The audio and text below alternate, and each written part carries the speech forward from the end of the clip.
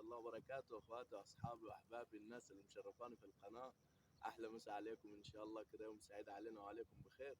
شغالين النهارده، نزلت كده عند تحت كوبري اسوان المعلق زي ما انتم شايفين.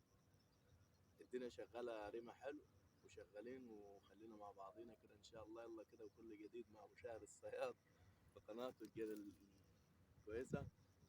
تعالوا نخش بقى دلوقتي على شغل الريمه. هوريكم بعدين علشان الوقت خلاص قرب، انا جاي في وقت متاخر. هوريكم بعدين ايه الترميله بتاعت السنون ازاي، وازاي نحط الريمه. وانا بس بشتغل في الوش بثلاث سنون، انا بشتغل بثلاث سنون. كل واحد بقى وهوايته، كل واحد وهوايته. وتعالوا خلينا نكمل باقي الفيديو علشان ما اطولش عليكم، وشوفوا الشغل ازاي.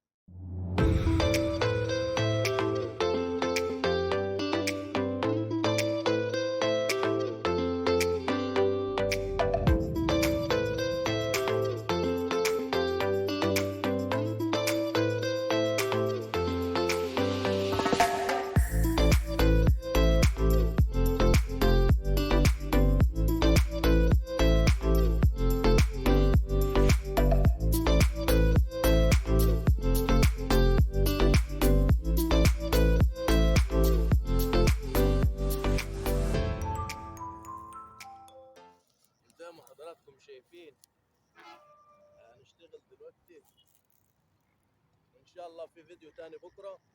الفيديو اللي بكره ده هنتكلم فيه مع بعضينا ان شاء الله على الشغل ازاي بقى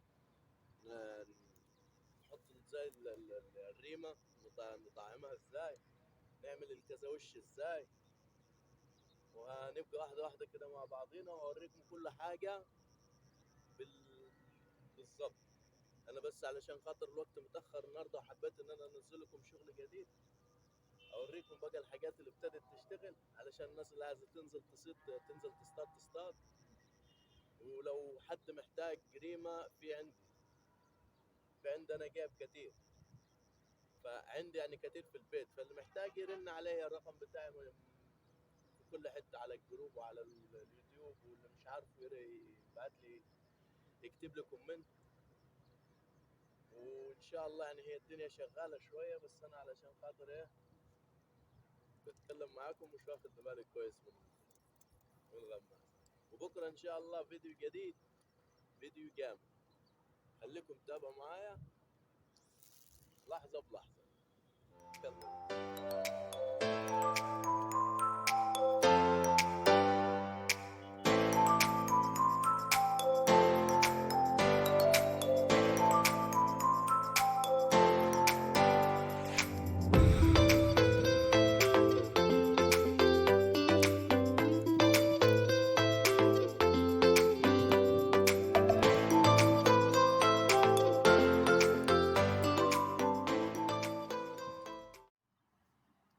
طبعا المناظر اللي عندنا مناظر روعه، والله العظيم شويه مناظر عندنا. يعني الواحد كفايه ان هو مش بيصطاد، كفايه ان هو قاعد القعدات دي، قعدات بفلوس.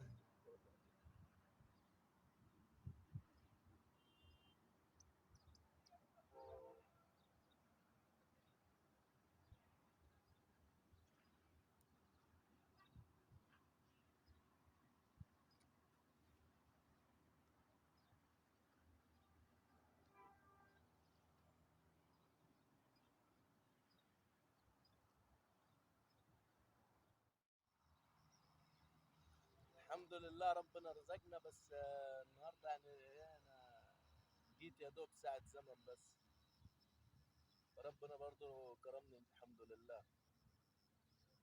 بكره هعمل لكم فيديو كده.